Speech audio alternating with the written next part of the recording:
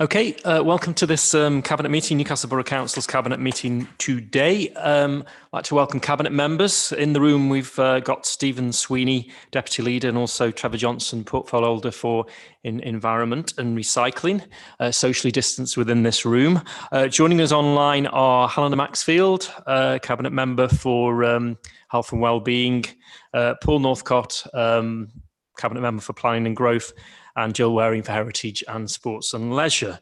So welcome Cabinet members, also to the officers joining us today, and also to members of the public who will be watching this on YouTube. If you'd like to see the agenda, please go to the Borough Council's website, and on our agenda section, you'll see the agenda for today.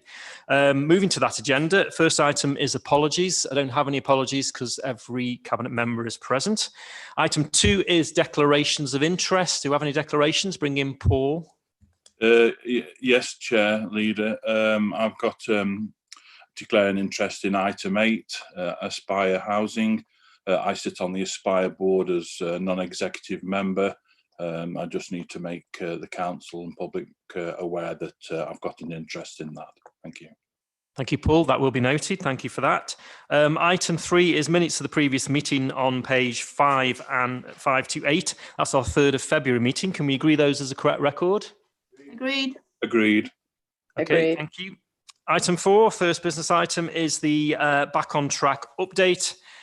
We've been having these throughout the coronavirus pandemic and lockdowns, and we've got another report in front of us today. Obviously, set in the background of the easing of restrictions. Obviously, schools went back a week or so ago, and we have the other milestones on the roadmap, which the Prime Minister announced a few weeks ago. Through to June the 21st. And between then, we've got the opening of the shops and also the bars and pubs, and also our sports centre to come over the next month or so as we get back to some normality. Obviously, the council will be gearing itself up for those reopenings, and will be carrying on the support that the council has been doing over the past year for key areas of the community and economy in Newcastle. We've got the report before us, and it's broken up into various subjects. First one is the support for business in economic recovery. Then we've got support for vulnerable people. Then we've got council services, and then the financial recovery. So looking at the first part of that on page 8, which is support for businesses and economic recovery, I'll just hand over to Steve, who can give an update on support for businesses. Stephen. Yeah, thank you, Leader. Yeah, as it says on the report here, we've now given out £32 million to our local business. There's more money as well, but there's £32 million on this particular section. But I really want to focus on is the reopening of the market. I think the officer in charge of the markets is raring to go. I think he's got loads of plans, and I look forward to the day when it all kicks back in, and we can build on the good work that we've done over the last pre-lockdown, when it was really starting to take off. Thank you, Leader. Okay. Any other speakers on this? Looking on screen there, don't see anybody indicating. I think also the major programmes which the council has embarked upon, which will be continuing and pressing forward with, are of course the delivery of the Future High Streets Fund, that £11 million for Newcastle Town Centre for the redevelopment of the Rycroft. We will be pressing ahead with that within the next few months. We've also been spending the advanced town deal money for Newcastle and Kidsgrove. The schemes involved with that will all be up and running, if not finished, by the end of the financial year. And there's a number of developments there which are enhancing facilities in Kidsgrove and also in Newcastle. And of course, we've got our town deal tips, our investment plans. We have an item on the agenda next for relating to the Kidsgrove one, and the 16.9 million that we're receiving from the government for Kidsgrove, and the Newcastle tip town deal is in with the government at the moment, and we're waiting to hear from back from that in the next couple of months. Moving on to support for vulnerable people, bring in Helena at this point. Anything you wish to add relating to our support for homeless particularly, and vulnerable people in general? Helena. Thanks, Leader. Nothing really further than what's in the report. Just like saving our teams to maintain the support for our vulnerable people, including those who found themselves isolated or in need of help to access food or medical care, as well as those who are at risk of homelessness by finding and placing suitable temporary accommodation, and again supporting them with any additional services as required. Thank you, Leader. Thank you. Don't see any more comments. Just to add on that, I think the council's done an amazing job throughout the lockdowns. I think that job will continue as we move into this recovery and getting back on track and opening up. I think there's a lot of support that our communities will still need, and the council will be here working with its partners to deliver that. Next section is council services. I mean, first of all, frontline services, Trevor. Any further update? They've kept going throughout this, and obviously as we're moving into easing of the lockdown, that will continue, won't it, Trevor? Yes, thank you, Leader. I'll just point out that even through this lockdown, that our recycling figures are getting to record levels, which with the new system as well, and it's going fantastically well. Thank you. Thank you. Jill, anything you want to say about J2, which will be coming back online in a couple of phases, won't it? If you could just describe that, that'd be good. Thanks.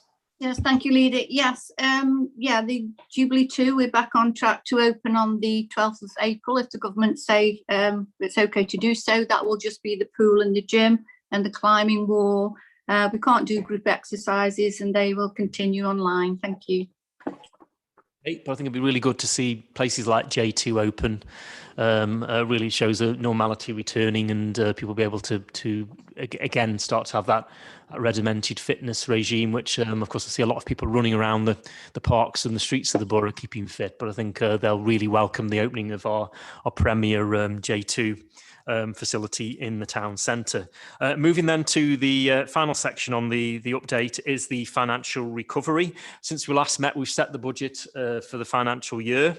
And we've also noted a number of times the amount of government funding that's been incoming to help us to deal with the effects of the COVID lockdowns, and also that's ongoing as we go forward as well. But Stephen, any updates on the financial side of things? No real updates apart from what's written on here, but it's worth noting that the council's received some like £44 million. Now, only £5 million of that has come to ourselves to make up for losses of income. The other £39 million we've given out. We've passed it on to businesses and companies so they can keep solvent during these troubled times the last 12 months. And I think it just goes to show that when the government said that they would do what they can to support local businesses, they have done. And I think £44 million is an incredible amount of money for Newcastle. Thank you, Lou. Okay, thank you. And as we always say, there's still a lot more sort of lobbying to do to ensure this continues, obviously, and we are there to meet any other challenges that come of future issues to do with COVID. We don't know if we're out of the woods yet, and there may be further support needed, and we will be lobbying for that, for not only for our local businesses, but also for us to provide the services and carry on providing the service we need to do to the public as we've promised and what we intend to deliver on. So that's the report. I don't see any other people wishing to comment on the report. The recommendation is that we endorse what's been undertaken. Probably the last thing, which I didn't mention, of course, which I was meaning to mention, is and we'll just go back to the issues to do with the Wallis Quarry, of course. Never mentioned that. Of course, we've got a full special council meeting tomorrow evening to discuss that. But in this report here, it says obviously about our environmental services team, which have been working around the clock to help with COVID outbreaks, marshalling, etc., for public safety in the borough. They've also been dealing with all of the barrage of complaints from the odours relating to Wallis Quarry. I'd like to say thank you. I'll put it on the record to say thank you to that team for the work that they are doing, as well as on top of all their environmental services work, such as looking after the safety of food safety, etc. And I think that the absolute barrage of complaints we've had because of the odours around town, our staff have dealt with them, logged them, and as we've seen over one weekend, we had over 2,000 complaints from people across the borough because of those odour complaints. And as we know, we've seen the news in the last few days that the company have halted operations there. We're waiting for the EA to also give their view on what's happened over the last few weeks, and hopefully use their role as regulator to ensure that the odours do dissipate and we're not in the same situation again. But it does have an impact on our services, of course, and our council staff are in the front line on this, and I'd like to thank them for doing that. And also that we've invested 50,000 on the top of 20,000 previously into more monitoring arrangements, and also looking more into the issues surrounding the odours and how we can deal with those from that site. And more will come on that in the future as we bring those forward. But other than that, moving to the recommendations, is that we endorse the report and obviously discussed and debated the response so far, and I would endorse that the council's made a brilliant response to the COVID issues and still does so at the moment, and that we're still providing frontline services to the people of the borough and also helping businesses and also the vulnerable. All agreed? Agreed. Agreed. Thank you then. Moving to item 5, which is Kidsgrove Town Deal. As you just trailed in the last item, brilliant news that we received on March the 3rd, that Kidsgrove's Town Deal was being awarded £16.9 million from the ask of 25 million, but 16.9 million is still a significant amount of money, and per head of population is the same as what other towns have received.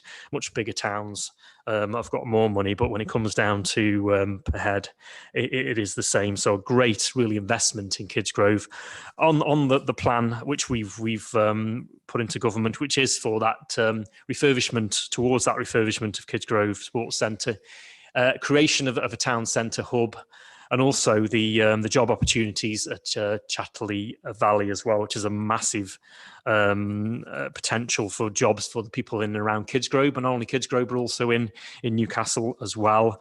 So completely endorse the plan that was put forward, which this cabinet had done, and we also make note that the money has come forward, and now we have to just finalise those, get them into government, so they can release that money, so we can get on and deliver those. We've agreed. The Town Deal Board have agreed that the Kidsgrove Sports Centre element be fast-tracked. More on that in the next report, which is an update on Kidsgrove Sports Centre. But I think many projects in there which will have a real benefit for Kidsgrove, and I'd really endorse that Cabinet support what the Town Deal Board is doing, that they've looked at the scoping of that, and obviously protected the money on key schemes as they move forward, and they're going to get back to the government and accept that 16.9 and put in their revised schemes for that money, and obviously hopefully get through the process as quickly as possible so that money can be released, and then we can get and invest that in the future of Kidsgrove for sports facilities, for community facilities in the town, health and wellbeing facilities, and also jobs options for the people of Kidsgrove as well. But I'd open this report up for comments and bring in one of our Kidsgrove members, probably Jill first. Yes, thank you, Leader. Yeah, I mean, I'm absolutely thrilled and delighted that the government has given us £16.9 million. And that's to add to the 750,000 we've had in advance. It's like I've said before, this is a once in a lifetime opportunity to do something really significant in Kidsgrove, and it will add to the economy, improve health and well-being in the town. We've now given the go-ahead for the track at the New Chapel Recreation Ground, and this is going to provide a safe place for our kids, not just children, but toddlers right through to adults alike, to ride their bikes in safety. It's something that the children have been desperate for 40 years, you know, taking their spades and building makeshift ramps there. And I couldn't be more pleased now that we've been able to deliver on this project, and hoping it's going to start fairly soon. The Town Deal is by far the biggest investment ever in Kidsgrove, and it will mean that over in a short space of time, over a few short years, collectively, the Conservatives have invested more than £20 million in Kidsgrove, and it's just absolutely brilliant. Thank you. Thank you, Jill. Bring in Helena. Thanks, Leader. Not much more to add to that, really. Councillor Waring had hit all of my bullet points on that one, but it's an unprecedented amount of money. You know, so we had £750,000, which was advance funding awarded back in September of last year. And then we've got the 16.9 million to continue with the investment and get through so many projects for the benefit of everybody in and around the area. So I fully support this. It's great news. Thank you, Helena. Any more speakers? Steve? Only, I don't want to sort of steal their thunder because I'll just repeat what they say, but I mean, you always pinch yourself. 16.9 million plus £750,000 for Kidsgrove. It's unheard of. It's absolutely marvellous news, and I really welcome and I thank the government for it.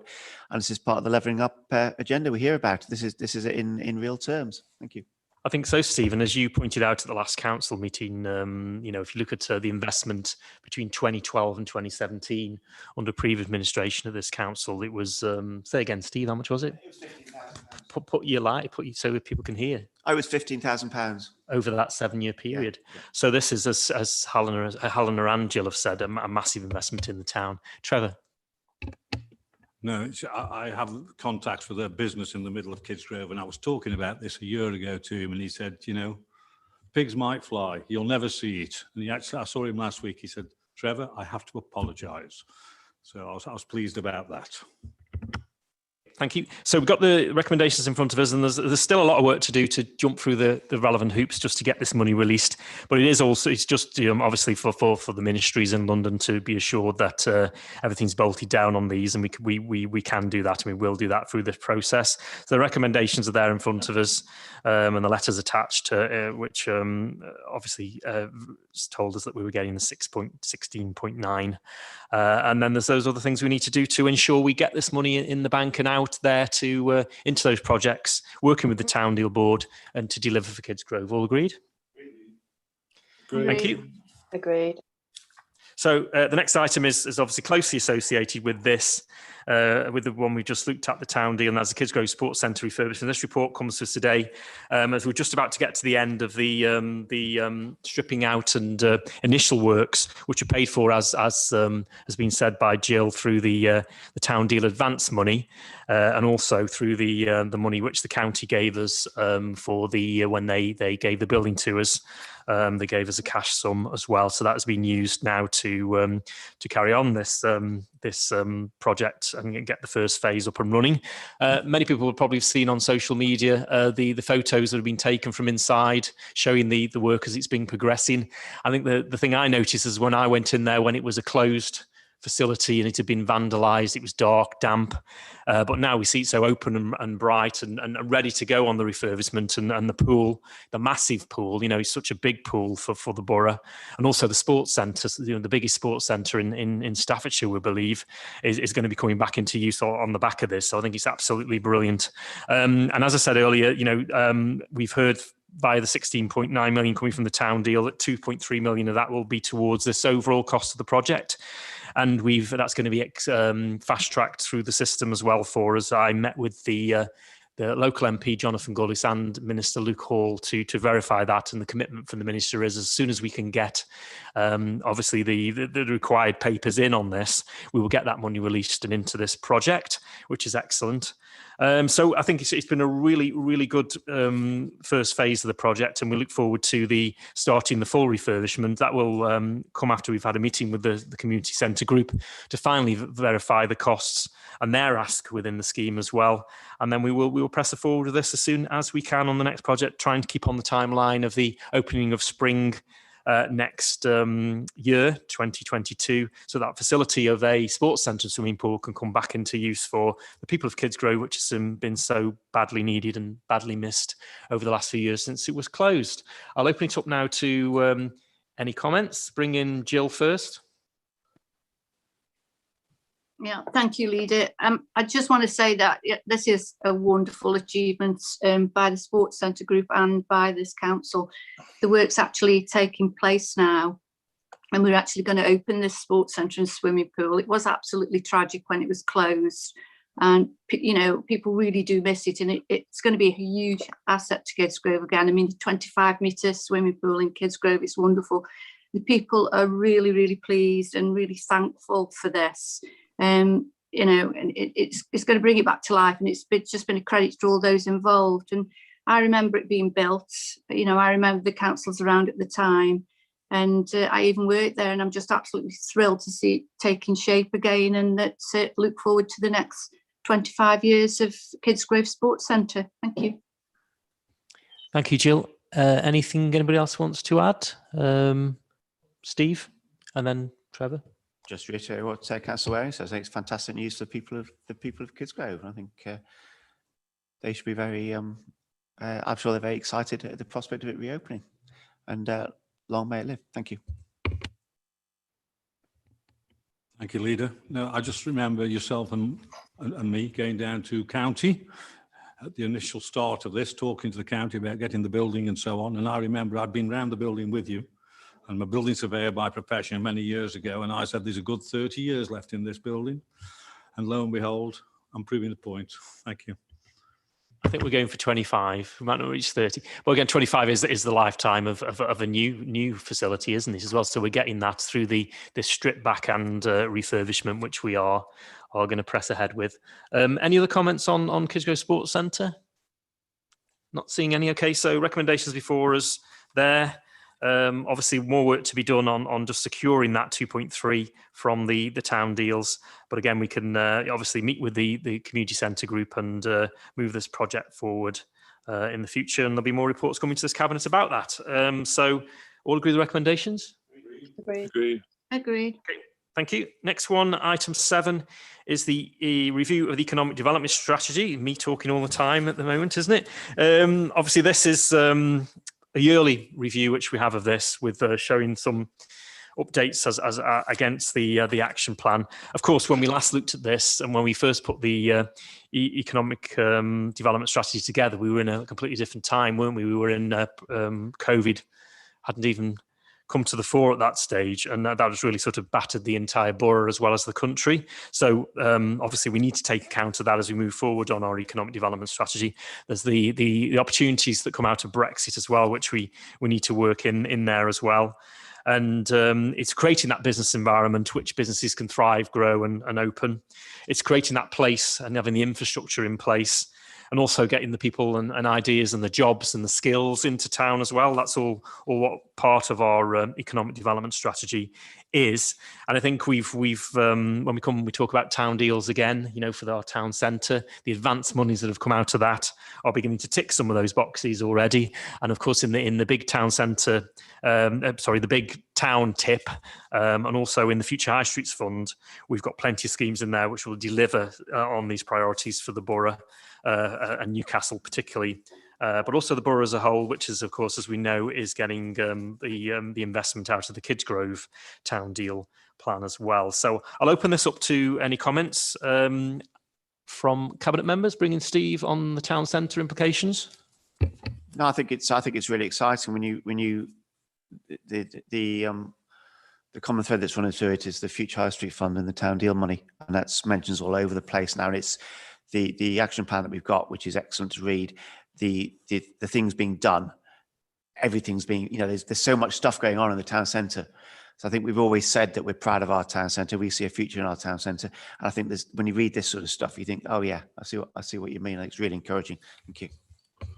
I think on the back of what we discussed at the beginning of the meeting, is that reopening and that getting back on track will really stand us in good stead with that investment coming in as well, to be able to really raise the economic development of the area, both in the place and the buildings, but also in the jobs and the skills through that investment we're getting. Just opening it up now, Paul, would you like to come in and on this?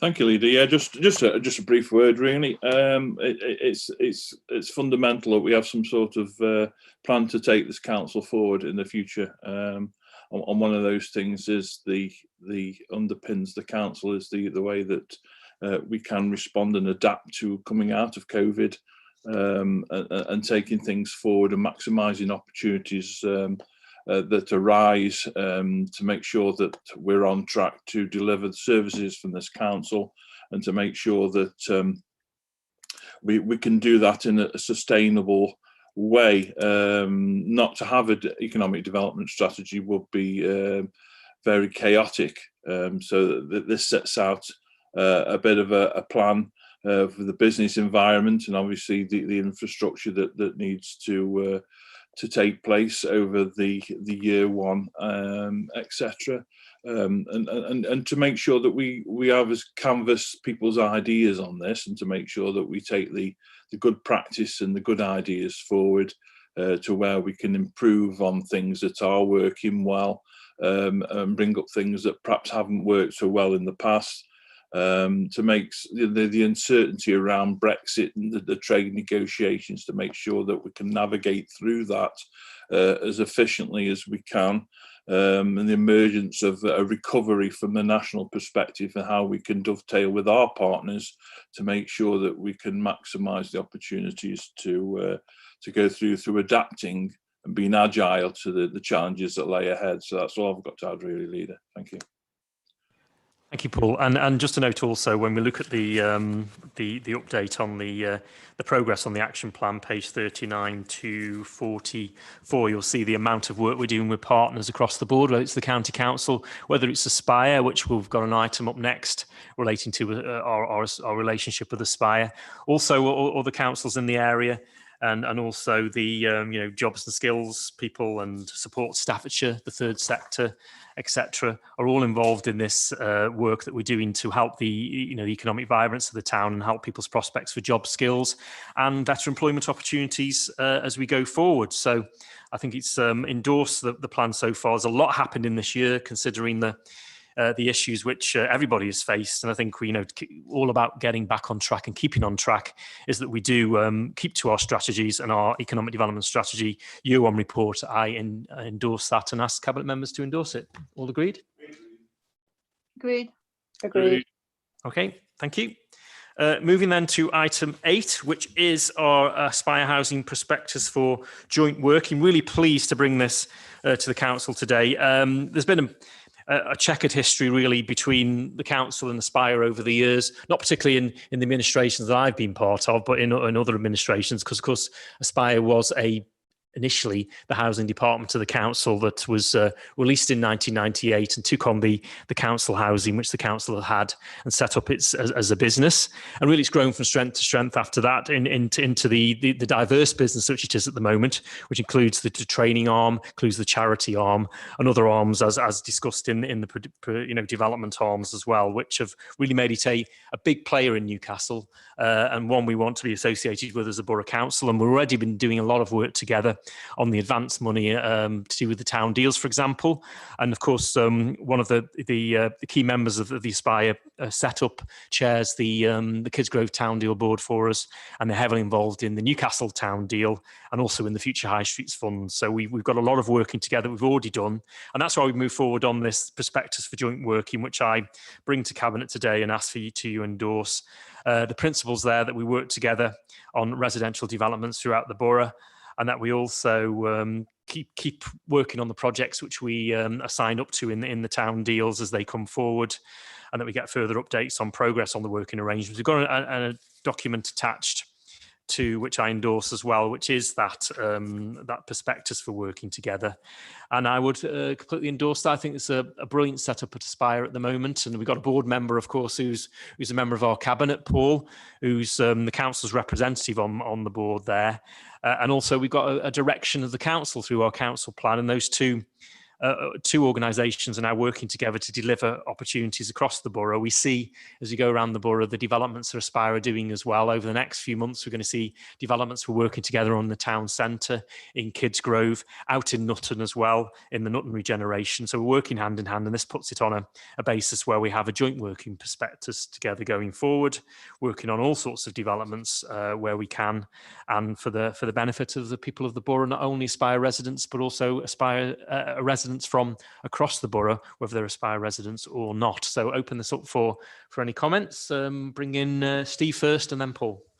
Yeah, I'm a massive fan of partnership working and this sort of thing. I know this is the epitome of it. I think a good working relationship with Aspire, like a good working with the police, a good working with loads of people, the county council. I think it's a vital part of taking this council forward. I absolutely endorse this. I think working with partners like Aspire and having joint working agreements with them is just such a good thing to have, that we can all work together. I think it's a tremendous document. Thank you. Okay, Paul. Thank you, Leader. Yeah, I'm going to be a little bit biased, obviously, because I'm a board member, but I see the opportunities and the skill set of Aspire and a proven track record of success as Aspire have the council, I think, would be remiss if it didn't, factor in using the local partnership that exists right on the very doorstep, that offers, as you say, Leader, a wide portfolio of opportunities for residents and also for Newcastle, stretching through to the apprentice arm of Aspire, right through to the development part of Aspire, to work with them in terms of providing housing that's fit for purpose for the future, and using the skills that exist within the Aspire organisation to have those at hand for usage for the council on a mutual basis. On a fair and transparent basis is I think a recipe for good work in the future. We've already seen the bits from the town investment that we've got the money coming through there, the interest that we've had with working with Aspire, and I think that this only goes to show that this council's open to partnership working, but not just working with any partner, but working with partners that are very good in terms of delivery. We hear of partnerships failing, but I think this is going to be a wonderful partnership that we can actually mutually benefit each other in terms of both the output and the reputation of both organisations. I think it'll do us no end of good really going forward, and we're working with other partners that we must also not forget that, but this is the prime partner which is going to help the council hopefully going forward. Thank you, Leader. Thank you, Paul. Any other speakers on this item? Don't see anybody indicating. So recommendations before us as we obviously accept the principles that the council work in partnership with Aspire Housing in delivery of residential developments throughout the borough where appropriate, and that the Executive Director of Economy and Growth is authorised to work with the leader of the council to deliver the case-by-case basis, obviously on behalf of this cabinet, and we have further cabinet updates be presented to highlight the progress on the working arrangements. All agreed? Great. Thank you. Moving to our next item then, two items that go together relating to the kicking off our work on our new borough plan after we split from the joint local plan earlier in the year. So I'll hand over to Paul now for the first item, which is local development scheme. Paul. Thank you very much, Leader. Yeah, the local development scheme is basically sets out the development plan. The documents will produce over the next sort of 3 years. And roughly when they will be delivered. This is the anticipated key sort of milestones in the production of the local plan. The local development scheme incorporates the Borough Independent Local Plan as the area's single most local development planning document. And it sets out the approved timescale for when this is going to happen. We have to sort of do this. This is something that the inspector needs when it goes into planning. Sorry, I've had a request to start my video again.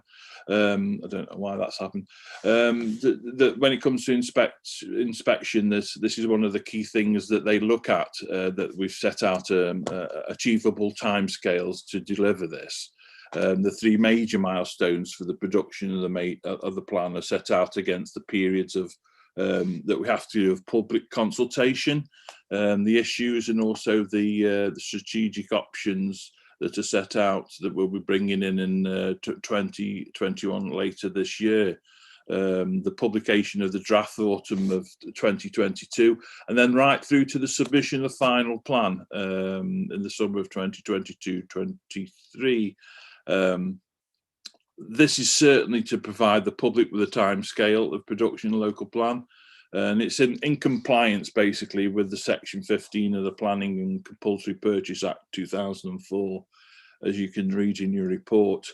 So this basically sets out the framework, how we're going to achieve it over the next 3 years.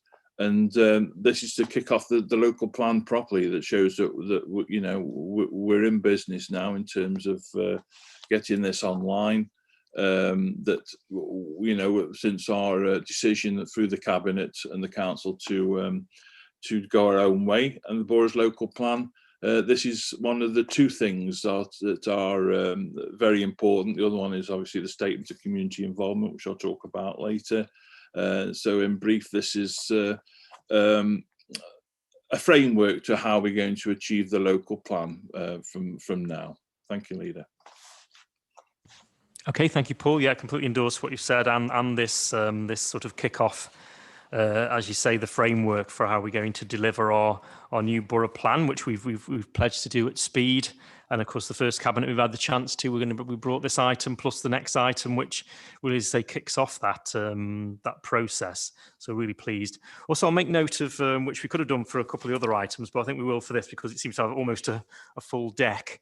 If you look at page 67, we've added following decision of full council, the UN Sustainable Development Goals. As you'll see there, this report reaches the objectives of 3, 4, 6, 7, 8, 9, 10, 11, 12, 13, 14, 15, 16, 17 of that UN Development Goals Charter.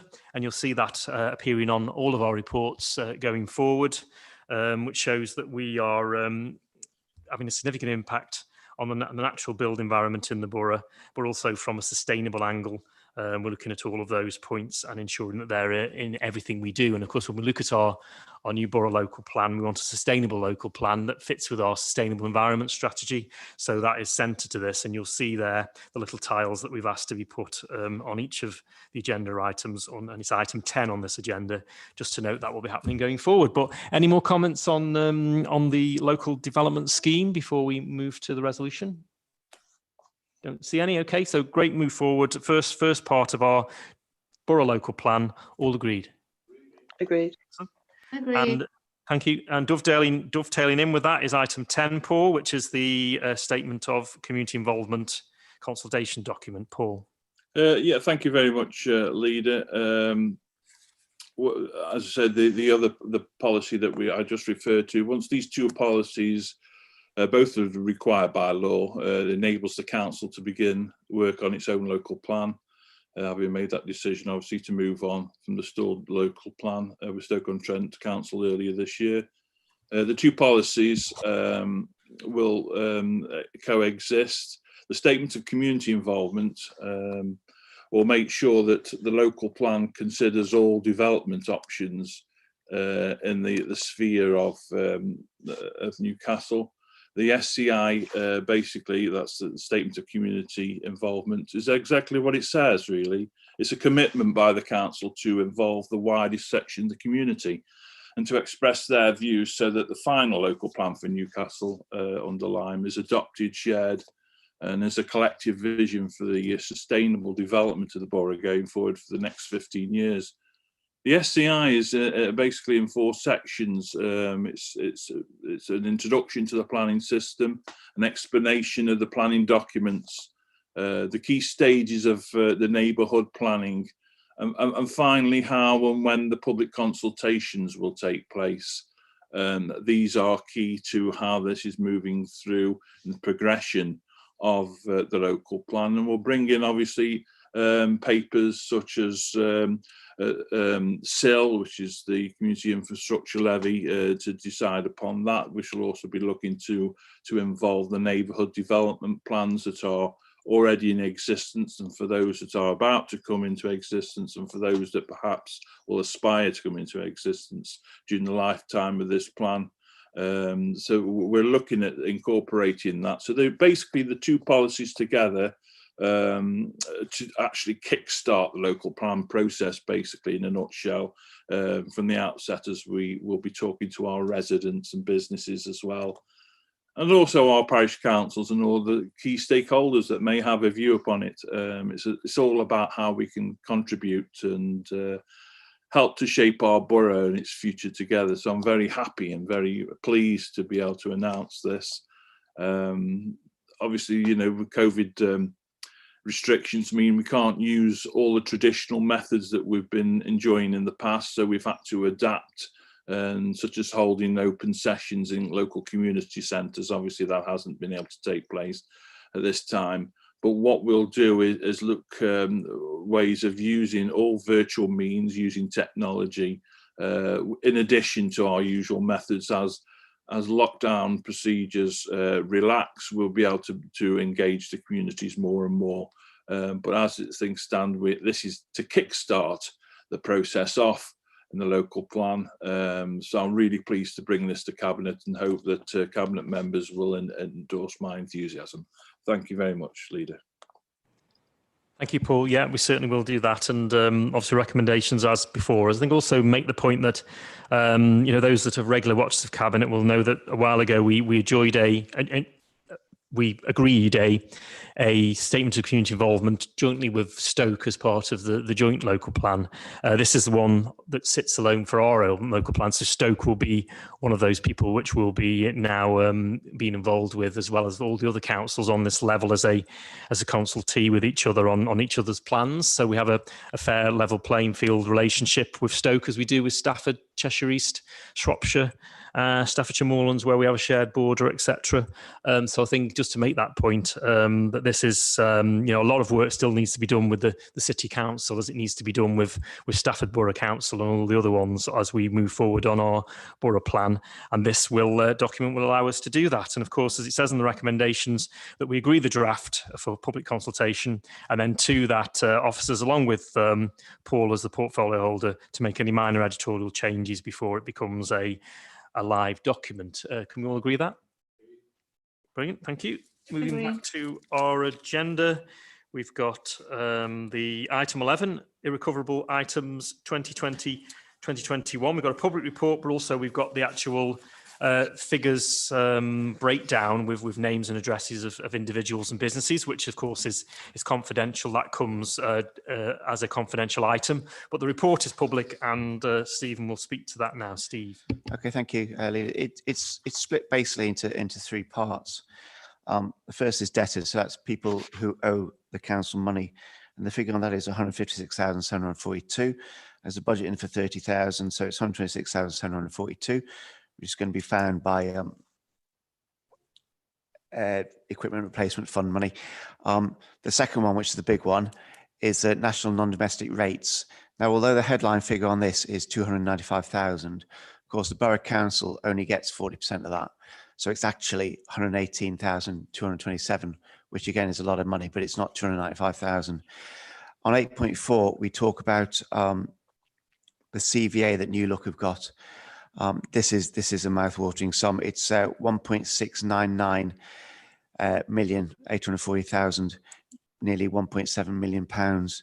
However, again, it's only 40% is to us, so that takes it down to 679,000. And we may have heard about the government having a COVID fund to pay money lost to COVID. Well, that's another 75% off that. So the headline figure is 1.699 million. The actual money that we're going to lose is 1.69.984, 169,984, which is a lot of money, but it's not 1.699 million. That we've got 3 years to pay that, no, 2 years rather, to pay that back on. Well, it's a CVA. We can't do anything about it. We've just got to take it. The final one is the council tax. Again, when you pay your council tax, you only pay 11.3% to the borough council. So although the figure is £42,000, the amount that we're actually going to lose is £4,765. None of this is avoidable, and I feel very confident that our council officers do not like writing off bad debts any more than I do. And I don't think there's anything else they could do in this scenario. Thank you, Leader. And just to point out, this report comes to our council and every other council in the country every year with similar type of figures.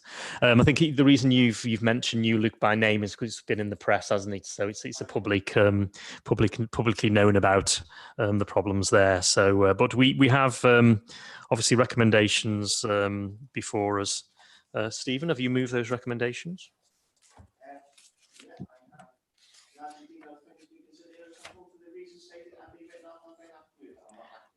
I'll repeat that, Steve, because you haven't got your light on. That we move that the irrecoverable items be wrote off as per the report. Of course, then we will look at the papers in confidential, which include the names and addresses. But for the public meeting, do we all agree? Agreed. Agreed. Okay, thank you. Moving then to our next item, which is our forward plan, attached on page 143 of a meaty agenda. I'll go through it page by page. It's got the programme of the Cabinet for the next 3 months. Some of these dates may change, obviously with developments and if we get any news of town deals for Newcastle coming in, etc. That will be top of the list as we go forward and may be added at a future date. So looking at page 147, any comments on that? Don't see anybody. And 148. No comments. So can we agree the forward plan, please? Agreed. Agreed. Excellent. Agreed. And then moving to urgent business. I haven't received any urgent business. Moving then, before we move to the disclosure of the public, let's just look at the attendance at Cabinet. By councillors, had no request to speak, and by the public, had no request to speak. Looking at YouTube at the moment on the chat zone, I don't see anybody's put any comments on there. As far as I can see from what I'm seeing. So we'll move on then to the exclusion of the public, so we can look at that list of unrecoverable debts. So item 14, to resolve that the public be excluded from the meeting during the consideration of that report. All agreed? Okay, Agreed. so if we can turn off the live YouTube feed, and then if you can let us know when that's happened.